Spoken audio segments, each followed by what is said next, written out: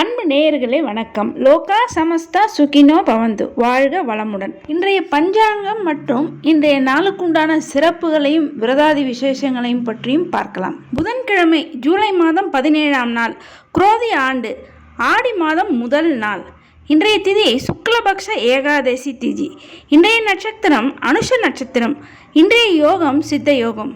இன்றைய சந்திராஷ்டமம் மேஷராசிக்காரர்களுக்கு இன்று நாள் முழுவதும் சந்திராஷ்டமம். இன்றைய ராகுகாலம் நண்பகல் 12 மணி முதல் 1:30 மணி வரை. யமகண்டம் காலை 7:30 மணி முதல் 9 மணி வரை. கூலிகை காலை 10:30 மணி முதல் நண்பகல் 12 மணி வரை. இன்றைய நல்ல நேரம் காலை 6 மணி முதல் 7 மணி வரை. காலை 9 மணி முதல் 10 மணி வரை. நண்பகல் 1:30 மணி முதல் 3 மணி வரை. மாலை 4 மணி முதல் 5 மணி வரை. இரவு 7 மணி முதல் 10 மணி வரை. இன்றைய கிரக நிலவரம்: ரிஷபத்தில் குரு செவ்வாய், கடகத்தில் புதன் சுக்கிரன் சூரியன், கன்னியில் கேது, விருச்சிகத்தில் சந்திரன், கும்பத்தில் சனி, மீனத்தில் ராகு. இனி இன்றைய நாளுக்குண்டான சிறப்புகளையும் விரதாதி விசேஷங்களையும் இன்றைய தினம் சொல்ல வேண்டிய மந்திரங்களை பற்றி இப்போது பார்க்கலாம்.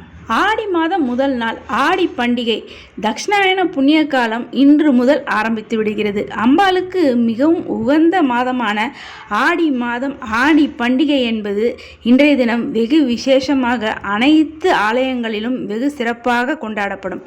அம்பாளுக்கு மிகவும் உகந்த இந்த ஆடி மாத முதல் நாள் அன்று தேங்காய் சுட்டு அம்மன் வழிபாடு என்பது மிக மிக சிறப்பானதாகும். ஆடி மாத முதல் நாளான இன்றைய தினம் அம்மனுக்கு தேங்காய் சுட்டு படைப்பது என்பது மிக அற்புதமான பலன்களையும் யோகத்தையும் தரக்கூடியது. ஆடி மாதம் இன்று முதல் ஆரம்பித்து விடுகிறது. இந்த ஆடி மாதத்தில் செய்யக்கூடியது செய்யக்கூடாத விஷயங்கள் என்று நிறைய சந்தேகங்கள் எழும். அவ்வாறு இந்த ஆடி மாதத்தில் செய்யக்கூடாத செயல்கள் என்றால் 3 விஷயங்கள். புதிதாக வீடு மாற்றம் என்பது இந்த ஆடி மாதத்தில் செய்யக்கூடாது. கிரகப்பிரவேசம் செய்வதை தவிர்க்க வேண்டும். திருமண முகூர்த்தத்தை ஆடி மாதத்தில் தவிர்க்க வேண்டும். இதை தவிர்த்து மற்ற அனைத்து விஷயங்களும் இந்த ஆடி மாதத்தில் தாராளமாக செய்யலாம். வீடு வாங்க, விற்க, பத்திரப்பதிவு செய்ய, திருமண ஏற்பாடுகள் செய்ய, வரன் பார்க்க, பெண் பார்க்க, ஜாதக பரிவர்த்தனை என்ற அனைத்து விஷயங்களையும் இந்த ஆடி மாதத்தில் தாராளமாக செய்யலாம். இந்த ஆடி மாதம் தொடங்கி 3 நாட்களுக்கு நதிகளில் நீராடுதலை தவிர்க்க வேண்டும். ஏனென்றால் நதிகளில் நீராடுவது என்பது நம்முடைய பாவங்களை போக்குவதற்காக நதிகளில் நீராடுவோம். அந்த நதியானது இந்த ஆடி மாதம் தொடங்கி 3 நாட்களுக்கு தங்களுடைய பாவத்தை போக்கிக் கொள்ளும் நாளாக இந்த 3 நாட்கள் கருதப்படுகிறது. எனவே ஆடி மாதம் தொடங்கி 3 நாட்களுக்கு நதிகளில் நீராடுவதை நிச்சயம் தவிர்க்க வேண்டும். இன்றைய தினம் புதன்கிழமை மற்றும் அனுஷ நட்சத்திரம் இரண்டும் சேர்ந்து இணைந்து வருவது மிகவும் சிறப்பானது. புதானுராதா என்று அழைக்கப்படும். இன்றைய தினம் தெய்வ பூஜை செய்வது தெய்வ வழிபாட்டிற்கு மிக மிக உகந்த நாள். இன்றைய நாளில் நாம் செய்யும் வழிபாடு பிரார்த்தனைகள் அனைத்தும் நிச்சயம் 100% பலிக்கும் என்பது ஐதீகம். இன்றைய தினம் பஞ்சாங்கத்தில் சூன்ய திதி என்று போடப்பட்டிருக்கும். அதாவது வருடாந்திர திதிகள் சிரார்த்தங்களை இன்றைய தினம் தவிர்க்க வேண்டும். இன்றைய தினம் மிக சிறப்பான 2 விரதங்கள்: விஷ்ணு சயன ஏகாதசி விரதம் மற்றும் கோபத்ம விரதம். விஷ்ணு சயன ஏகாதசி அதாவது ஆஷாட மாதத்தில் வரும் சுக்லபக்ஷ ஏகாதசிக்கு விஷ்ணு சயன ஏகாதசி என்று பெயர். இந்த ஏகாதசி விரதத்தை அனுஷ்டிப்பதால் சொப்பன தோஷம் என்பது விலகும். கோபத்ம விரதம் அதாவது பசுமாடுக்கு கோ என்றால் பசு, பத்மம் என்றால் தாமரை மலர். பசுமாட்டை தாமரை மலர்களால் அலங்கரித்து பூஜை செய்து இன்றைய தினம் வழிபாடு செய்து பசுவிற்கும் கன்றுக்கும் பழங்கள் எல்லாம் கொடுத்து பூஜை செய்து பிரதட்சணம் செய்து வழிபாடு செய்ய சகலவிதமான மங்களம் என்பது உண்டாகும். இந்த ஏகாதசி விரதத்தை அனுஷ்டிப்பவர்கள் முதலில் கோபத்மம் அதாவது பசுமாட்டை வழிபாடு செய்து பசுவையும் கன்றையும் ஆராதனை செய்து பூஜித்து அதன் பிறகு இந்த விரதத்தை அனுஷ்டிக்க வேண்டும். இந்த கோபத்ம விரதத்தை முறைப்படி கடைபிடிப்பவர்கள் அதாவது பசுவையும் கன்றையும் பூஜித்து ஆராதனை செய்து வழிபாடு செய்து இந்த ஏகாதசி விரதத்தை அனுஷ்டிப்பவர்கள் அனைத்து வித பாவங்களிலிருந்தும் விடுபடுவார்கள். வருடத்திற்கு வரும் 24 ஏகாதசி அனைத்துமே சிறப்பானது. அதிலும் இந்த ஆடி மாதத்தில் வரும் வளர்பிறை ஏகாதசியானது மிக மிக சிறப்பானது. இந்த ஏகாதசிக்கு தேவசயனி ஏகாதசி, விஷ்ணு சயனி ஏகாதசி, பத்ம ஏகாதசி, தேவபோதி ஏகாதசி என்று பல பெயர்களால் அழைக்கப்படும் ஒரு மிக சிறப்பான ஏகாதசி விரதமாகும். சிறப்பான விஷ்ணு சயனி ஏகாதசியை கடைபிடிப்பதன் மூலம் பாவங்கள் தீர்வதோடு மட்டுமல்லாமல் விருப்பங்கள், அதாவது நாம் வேண்டுவது, நாம் விரும்புவது அனைத்தும் நிறைவேறும் ஒரு மிக மிக சக்தி வாய்ந்த ஒரு ஏகாதசியாகும். இந்த ஆடி மாதத்தில், அதாவது ஆஷாட மாதத்தில் வரக்கூடிய சுக்லபக்ஷ பத்ம ஏகாதசி அல்லது தேவசயனி ஏகாதசி, விஷ்ணு சயனி ஏகாதசியானது முழுமுதற் கடவுளான ரிஷிகேஷனை திருப்திப்படுத்துவதற்காக அனுஷ்டிக்கப்படும் ஒரு சிறப்பான ஏகாதசியாகும். இந்த ஏகாதசி தொடங்கி அந்த பௌர்ணமி முதல் சாதுர்மாச விரதம் என்பது ஆரம்பித்துவிடும். அதாவது ஆடி மாத பௌர்ணமி முதல் கார்த்திகை மாத பௌர்ணமி வரை 4 மாதங்கள் விஷ்ணு பகவான் துயில் கொள்ள ஆரம்பித்து விடுவார். ரிஷிகள், முனிவர்கள் ஒரே இடத்தில் தங்கி வேதாந்தங்களை மக்களுக்கு எடுத்து சொல்வார்கள்.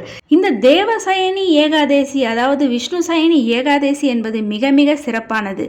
மகாவிஷ்ணுவின் அருள் நிறைந்த சந்திரனுடைய ராசியான கடக ராசியில் சூரிய பகவான் சஞ்சாரம் செய்யும் போது வருகின்ற இந்த விஷ்ணு சயனி ஏகாதசி தினத்தில்தான் விஷ்ணு பகவான் தன்னுடைய உலக கடமைகளையெல்லாம் நிறைவேற்றிய பிறகு பார்க்கடலில் ஆதிசேஷன் மீது சயனித்து 4 மாதங்கள் தியானத்தில் ஆழ்ந்த தினம் என்பது இந்த விஷ்ணு சயனி ஏகாதசி தினமாகும். இந்த ஆஷாடம் மாதத்தில் வரும் விஷ்ணு சயனி ஏகாதசி தினத்தன்று துயில் கொள்ளும் மகாவிஷ்ணு பிரபோதினி ஏகாதசி, அதாவது கார்த்திகை மாதத்தில் வரக்கூடிய சுக்லபக்ஷ பிரபோதினி ஏகாதசி அன்றுதான் கண் விழிப்பதாக ஐதீகம். இந்த தேவசயனி ஏகாதசியை தொடர்ந்து வரும் பௌர்ணமியிலிருந்து சாதுர்மாசிய விரதம் என்பது அனுஷ்டிக்கப்படும். சாதுர்மாசிய விரதம் என்றால் விஷ்ணு பகவான் துயில் கொள்ள ஆரம்பிக்கும் இந்த விஷ்ணு சயனி ஏகாதசி முதல் கொண்டு தொடர்ந்து 4 மாதங்கள் சந்நியாசிகள், முனிவர்கள், ரிஷிகள் ஒரே இடங்களில் தங்கி மக்களுக்கு ஆன்மீக சிந்தனைகளையும் வேதாந்த சித்தாந்தங்களையும் உபதேசிப்பது வழக்கம். ஆண்டிற்கு வரும் 24 ஏகாதசிகள், அதாவது மாதத்திற்கு 2 முறை வரக்கூடிய ஒவ்வொரு ஏகாதசியும் ஒவ்வொரு தனி சிறப்பு வாய்ந்தது. இந்த ஏகாதசி விரதத்தை 3 நாட்கள் நாம் அனுஷ்டிக்க வேண்டும்.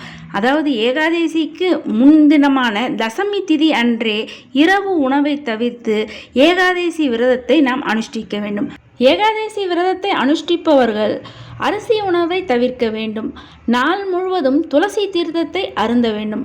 இந்த விரதத்திற்கான துளசியை ஏகாதசிக்கு முதல் நாளான தசமி திதி அன்றே பறித்து வைத்து கொள்ள வேண்டும். ஏகாதசி அன்றைய நாளில் துளசியை நிச்சயம் பறிக்கக்கூடாது.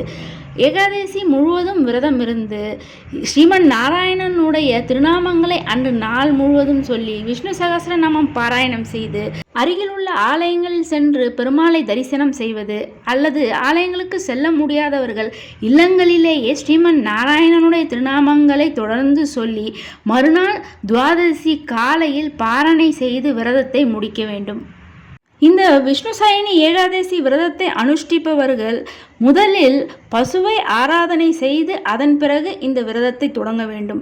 கோபத்ம விரதத்தை இன்றைய நாளில் அனுஷ்டிப்பது மிக மிக விசேஷமானது. கோ என்றால் பசு, பத்மம் என்றால் தாமரை மலர். அதாவது பார்க்கடலை கடைந்த போது அதிலிருந்து வெளிப்பட்ட பல்வேறு ஐஸ்வர்யங்களில் இந்த காமதேனுவும் ஒன்று. எனவே இந்த விஷ்ணு சயனி ஏகாதசி விரதத்தை கடைபிடிப்பவர்கள் முதலில் பசுவை பூஜித்துவிட்டு இந்த விரதத்தை ஆரம்பிக்க வேண்டும்.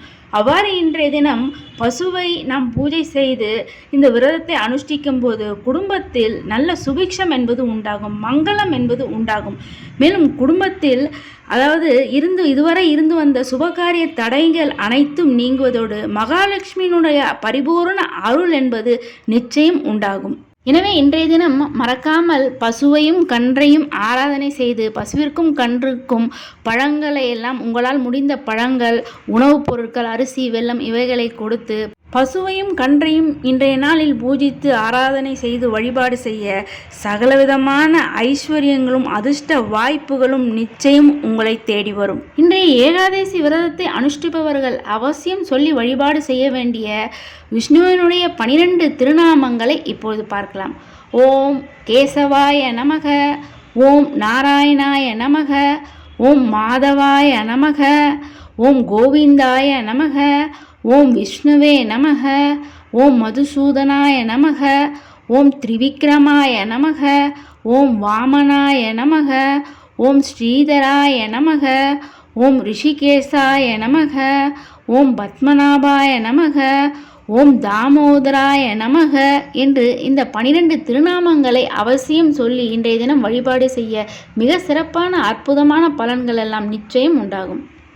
அன்பு நேயர்களே, இது போன்று தினமும் பஞ்சாங்க விவரத்தையும் அன்றைய நாளுக்கு உண்டான முக்கிய விரதாதி விசேஷங்களை பற்றி தெரிந்து கொள்வதற்கு நமது சேனலை இதுவரை சப்ஸ்கிரைப் செய்யாத அன்பர்கள் சப்ஸ்கிரைப் செய்து பெல் பட்டனை அழுத்தி தொடர்ந்து இணைந்து ஆதரவு தர அன்புடன் கேட்டுக்கொள்கிறேன்.